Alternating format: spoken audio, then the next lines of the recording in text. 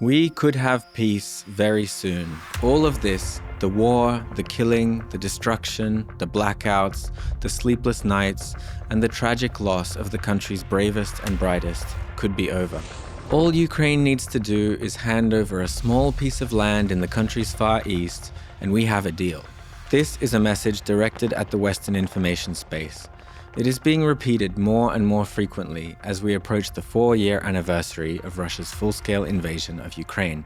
Both sides have fought hard. Ukraine has successfully defended its independence and crushed Russian plans to take Kyiv in 3 days. But time, so the argument goes, is probably on Russia's side, and therefore, Ukraine should make one painful concession now to avoid losing all the same and more later.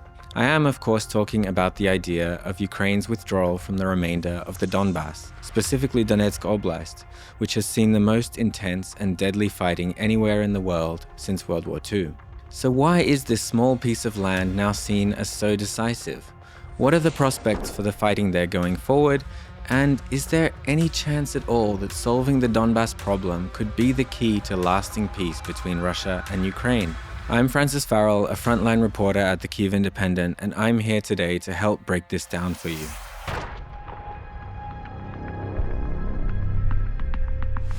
I'm speaking at a time when, due to the increased security threat for journalists in frontline areas, especially what's left of the Donbas, very few large Western media publications go there to report from the ground anymore. Instead, they write about this key Ukrainian region from Kyiv, and the world's understanding of it grows more vague and more distant. On this map of Donetsk Oblast, I wanted to show you all of the places I've visited on my reporting trips, including some in areas that have since been destroyed and occupied by Russian forces. The reason I've managed to see so much of this region and to now be in a position to tell you the real story of Donbas is because of you, our readers and viewers, and more specifically, the members of the Kyiv Independent community. If you appreciate what we do here, please consider supporting our journalism by joining us at the link below. First, a little bit of history. For centuries, what is now Donetsk Oblast was part of what was called the Dike Pole, or Wild Fields, a sparsely populated borderland between the Crimean Khanate, Cossack nations, and the expanding Tsardom of Moscow.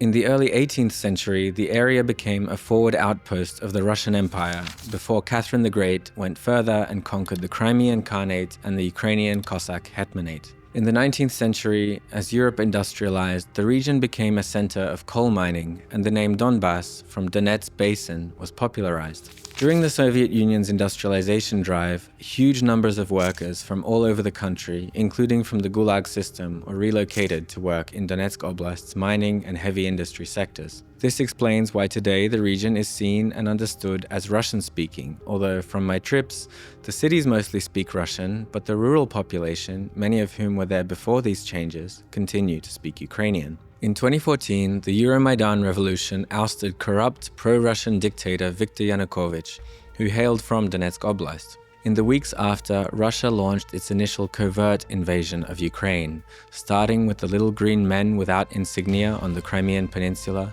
and soon expanding into proxy separatist rebellions in Donetsk, Luhansk Oblasts, as well as other Ukrainian regions. Although Moscow consistently denied being involved, its fingerprint was everywhere, from the leaders of the so-called uprising to the way the pro-Russian forces were financed and armed, never mind the countless direct evidence of the presence of regular Russian troops. This is, of course, a topic for a whole other video, but it's important for how this story could play out in the future, too. Since the full-scale invasion in 2022, Donetsk Oblast has consistently been the hotspot, the site of the heaviest fighting, from the initial siege of Mariupol, the battles of Bakhmut and Avdiivka, Chasiv Yar and Vuhledar, and then over 2025 to Pokrovsk and Konstantinivka. Russia has often used liberating the Donbas as a justification for launching its all-out war, especially after the initial plan of denazifying and demilitarizing Ukraine failed miserably in the first month. Since then, I've been a personal witness to what liberation of the Donbas means in reality. Village, town, and city, one after the other, being liberated by Russia from their existence, and thousands of mostly Russian-speaking Donbas Ukrainians being liberated from their lives and loved ones. But emotions aside, After all that the Donbas has been through, what is left? What is Ukraine holding on to that is so impossible to exchange for peace? As of February 2026, while Russia now occupies practically all of Luhansk Oblast, Kyiv still controls around a quarter of Donetsk Oblast in the northwest of the region. Although residents of this area are killed by Russian strikes almost every day and many more evacuate, the area is still home to over 180,000 civilians, according to regional authorities. Looking at the map, we can see that the remainder of Ukrainian-controlled Donetsk Oblast is dotted with a lot of dense urban areas. In the south, there is the mining city of Dobropilya, in the north, the once occupied and then liberated Liman, and in the middle, the so-called Kramatorsk agglomeration. This group of 4 large cities, from Slavyansk to Kramatorsk, Drushkivka, and now frontline Kostiantynivka, has formed the backbone of Ukraine's defense of the region since 2022. Often labeled Ukraine's fortress belt and once described by Finnish President Alexander Stubb to Donald Trump as a bastion against the Huns, these cities have been reinforced and fortified since 2014. Even individually, let alone combined, Slavyansk and Kramatorsk alone are larger and more formidable than any city Russia has managed to take in battle since surrounding Mariupol back in 2022. On top of that, in the fields between and behind these cities lies a dense network of fortified lines that Ukraine has been building since 2024, ramping up their efforts last year with huge multi-layered lines of anti-tank ditches, barbed wire, minefields, and dragon's teeth. In some parts of the battlefield, we've already seen these fortifications at work. Combined with Ukraine's densely saturated kill zone of strike drones, these fortifications funnel Russia's single-use infantry assaults into choke points, denying any chance for infiltration.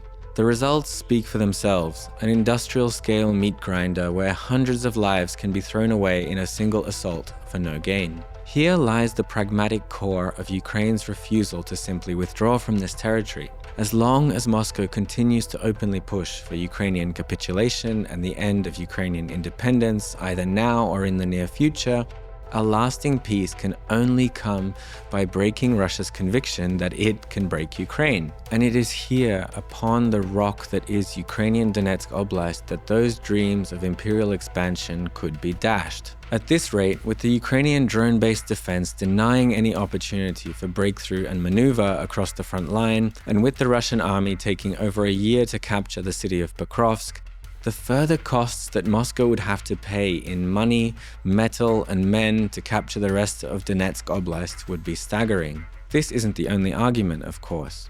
Handing over tens of thousands of Ukrainian citizens into Russian occupation would expose them to everything that Russian rule has brought across occupied Ukraine, from the systemic torture of civilians to the deportation and militarization of children. Strictly formally, any peace deal would have to be approved by Ukraine's parliament, and any decision to hand over territory would need the approval of the people, as Zelensky has said, through a referendum. And if we do look at public opinion, a poll from January showed that 74% of Ukrainians would still be against handing over the rest of Donetsk Oblast if it didn't come with hard security guarantees. This all makes sense, but still, if the question of Donetsk Oblast is really the main roadblock to a lasting peace, shouldn't that option be explored? Before we go further, one quick point about the phrase territorial concessions. Across the information space, from public statements, media, and opinion polls, you might see the question being asked, is Ukraine ready to cede territory in exchange for peace? But behind this vague phrase could be 3 very different meanings. Firstly, it could mean a freezing of the front line and a de facto understanding that Ukraine is not getting back the territory Russia has currently occupied. Ceding territory could also mean the official recognition of occupied land as Russian, something that would be very painful for Kyiv and Ukrainians, legitimizing occupation and setting a precedent for legalized conquest on the international stage, but still not involving any physical handover. Lastly, territorial concessions could mean the transfer of new Ukrainian territory that Russia hasn't even taken yet by force. This is the concession that Russia, often with the help of the United States, is demanding from Ukraine. For most of the full-scale war, Moscow's demand was that Ukraine hand over not only the Donbas, but also the rest of Kherson and Zaporizhia Oblast, which Russia illegally occupied in 2022 with the help of sham referendums, often held at gunpoint in the occupied territories. In August last year, just before the Alaska meeting between Vladimir Putin and Donald Trump, Russia reduced its demands to just the rest of the Donbas in an effort to show the US president that they were reasonable and that all that was needed to end the war was a little more pressure on Kyiv. This, remembering also how the full-scale invasion began with designs on Kyiv, Kharkiv, Odessa, and more, is something to keep in the back of one's mind. Putin still wants a lot more of Ukraine. Мы не добиваемся капитуляции со стороны Украины. Мы настаиваем на признании реалий, которые сложились на земле. Я уже много раз говорил, что считаю русский и украинский народ одним народом на самом деле. В этом смысле вся Украина наша. That autumn, as the political theater that was the peace process continued, Russian negotiator Kirill Dmitriev, together with Trump's envoy Steve Witkoff, who had already shown several times a lack of knowledge of basic Ukrainian geography, chalked up the infamous 28-point peace plan, which was presented by Washington almost as an ultimatum to President Zelensky. In this plan, carefully designed to look reasonable and compromising, Ukrainian forces would withdraw from the rest of Donetsk Oblast, which would be turned into a demilitarized, free economic zone. The plan was then revised with the input of Kyiv and European partners, and the clause about withdrawing the Donbas was removed, making it once again a non-starter for Moscow. Now, in 2026, new rounds of peace talks in Abu Dhabi and Geneva have brought fresh media chatter, but the question of territory still remains the sticking point. So what comes next? In recent months, some have argued that although this deal cannot and will not be just for Ukraine, time is on Moscow's side. And as painful as handing over the Donbas to Moscow might be, strictly pragmatically, any deals that come further down the line will only be worse. Trump himself, seemingly convinced that Russia is ready to make a deal, has told Zelensky to get moving. But there is one more ultimate reason why Ukraine simply will not budge on this question. Moscow, clearly holding designs on more territory and greater Ukrainian political capitulation, cannot be treated as a good faith actor. If Kyiv were to agree to a withdrawal and demilitarized zone, it would only take a few hours for little green men with or without Russian insignia to take over. And once they do, there's no getting that back. In a time when leaders are now finally speaking openly about the end of the rules-based world order, agreements on paper simply don't matter in the face of hard power. But what about security guarantees? Isn't that what they're for?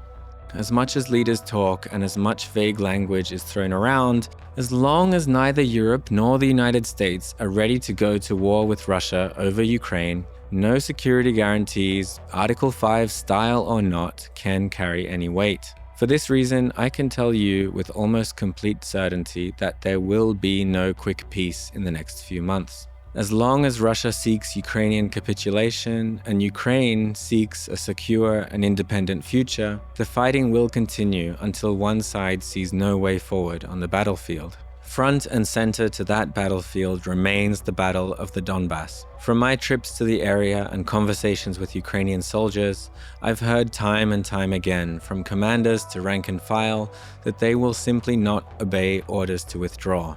More than anyone, more than analysts across the ocean or world leaders gripped by wishful thinking, they understand there are no negotiations and there are no security guarantees. There is only the balance of power and the Ukrainian military. I was once told by Ukrainian mortarmen hailing from the far west of the country, I fight for Donbas because if we don't stop them here, they will come all the way to my home.